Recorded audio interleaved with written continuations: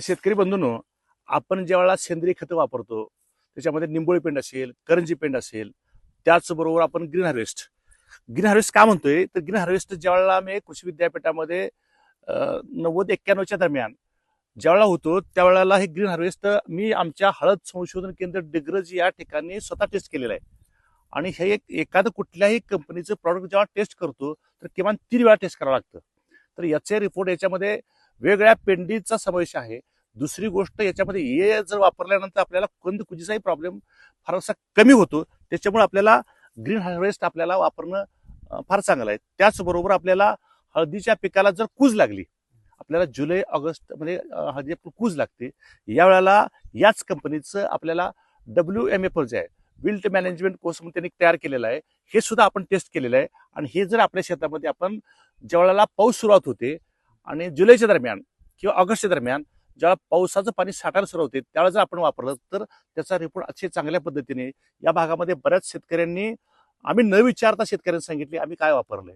आणि त्याच्यामुळं शेतकऱ्यांनी पुढच्या काळामध्ये तुमच्या या पेंडीचा वापर कराच, त्याचबरोबर ग्रीन हार्वेस्टचा वापर करा.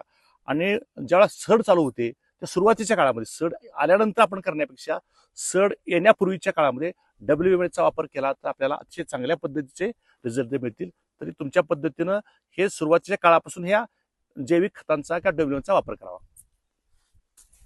शेतकऱ्यांनी वापर केलेला आहे सर, त्याच्या प्लॉटवर आपण आहे त्यांनी सांगू दे मग त्यांच्यावर.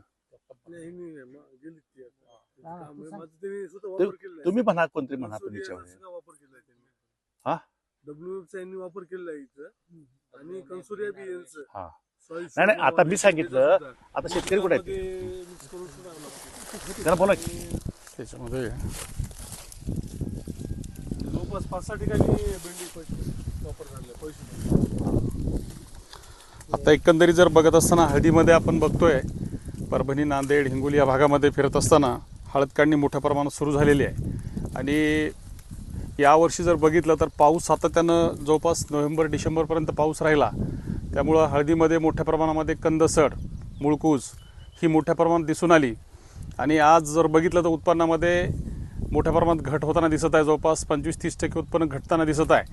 तर नेचरकेची जिथं उत्पादन वापरण्यात आली त्याच्यामध्ये कृषी WMF आहे मेजर. तर कृषी WMF ज्या शेतकऱ्यांनी वापरलं आहे त्या शेतकऱ्यांना कुठेही मर नाही. तर त्यातलाच एक प्लॉट आहे बेंडेपळशी म्हणून आहे, तालुका वसमत, जिल्हा हिंगोली. त्यांच्या प्लॉटवर आज आपण इथं आहेत. तर प्रॅक्टिकल तुम्ही हळदीची काढणी सुरू आहे तर बघू शकता इथं कुठेही त्यांना कंदसड वगैरे लागलेलं नाही. असं जवळपास वसमत तालुक्यात ज्या ज्या शेतकऱ्यांनी वापरलं, हिंगोली, वसमत, परभणी वगैरे, तर कुठल्याही प्लॉटला कंदसड हळदीमध्ये लागलेली नाही. 100% कंदसड कंट्रोल करण्यासाठी नेचर केअरचं कृषी WMF याचा वापर करा आणि हळद पिकामध्ये होणारी कंदसड ही आपण 100% कंट्रोल करू शकतो. धन्यवाद.